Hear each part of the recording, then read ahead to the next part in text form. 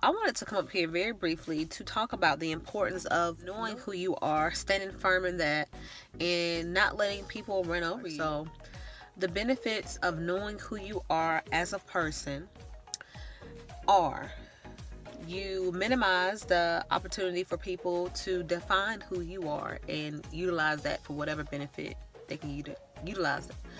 And you will not be prone to basically just be thrown back and forth on different things in your life, because you know who you are, you know what you stand for. I think that knowing who you are as a person really does maximize your potential for a higher level of self-development, as well as minimize the opportunity for people to take advantage of you, because you are not allowing them to define who you are or your self-worth and what you have to offer. To put it in context, let's just put it in context, in a corporate context. If you are coming to the table with a degree, certain amount of experience, certain level of expertise, and you don't know your worth, you'll take anything that's offered to you. And studies have shown and research has shown that women are less likely to push for the max potential of what they can get when negotiating salary versus men. And I really have a problem with that, because I've been in situations where I've been more in my opinion, qualified than a male counterpart, but because they are a male, they are above me. And I really have an issue with that. Just the system itself is flawed, but unfortunately, that's just a general standpoint in a story from a lot of women.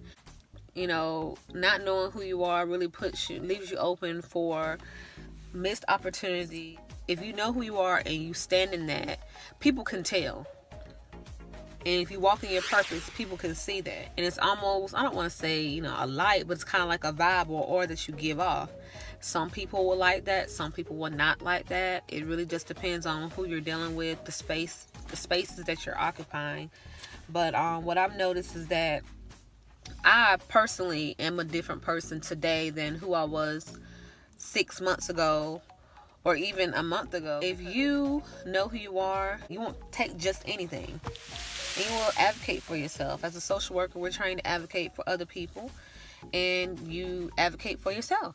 So my goal in my line of work, in a social work context, as well as, because I'm also a health and wellness professional, is to push for people to really achieve their best version of themselves, so that they can mentally, emotionally, and physically reach their best versions and maximize the success that they have the potential to achieve. And you can't do that if you don't know what you have to offer, who you are as a person. So I encourage you, if you're struggling with self-esteem, or if you're struggling with wondering where you fit in, to really think about what you're good at. Think about the energy that you may or may not be giving off. You might give off an energy that you're not even aware that you're giving off.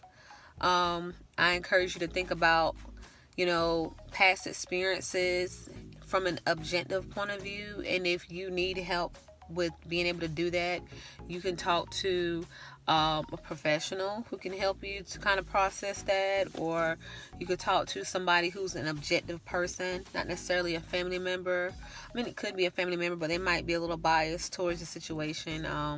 But someone who's not afraid to really tell you like it is. In order to really know what you have to work with, you have to be honest and truthful with yourself and about yourself. So in a nutshell, what I guess this is all saying, because I'm just going off on a rant, talking off the cuff, is knowing who you are really does maximize your opportunity for success and minimize the opportunity for people to take advantage of you. And you, in order to self-actualize, meaning you reach the highest version of yourself, it's important to know internally. And really, it comes with time and experience that you really learn what works for you, what doesn't work for you, and you really become a more streamlined version of yourself. I just encourage you to really advocate for yourself and take up for yourself in whatever space, whether it be professional or personal. And once you start to do that, you will notice that you'll get an increased sense of empowerment and that you just feel like a different person. I can just say that even over the last 6 months, I'm definitely a different person than who I was 6 months ago. Most definitely a different person than who I was a year ago. So it just comes with time. Don't be too hard on yourself. Don't allow yourself to get caught up in the day-to-day rat race madness that we all have to go through. And just be patient and knowing that growth comes with time and experience. And I really appreciate you guys if you made it this far in the video, taking the time to listen. I just wanted to bring something very random and look forward to more kind of car talks. I think I mentioned I want to do more. Look forward to more of these on different things. If there's anything specific that anyone would like for me to talk about, just let me know and I'll do the best I can to get that out to you. And I hope that everyone has a good day, and I will see you next time.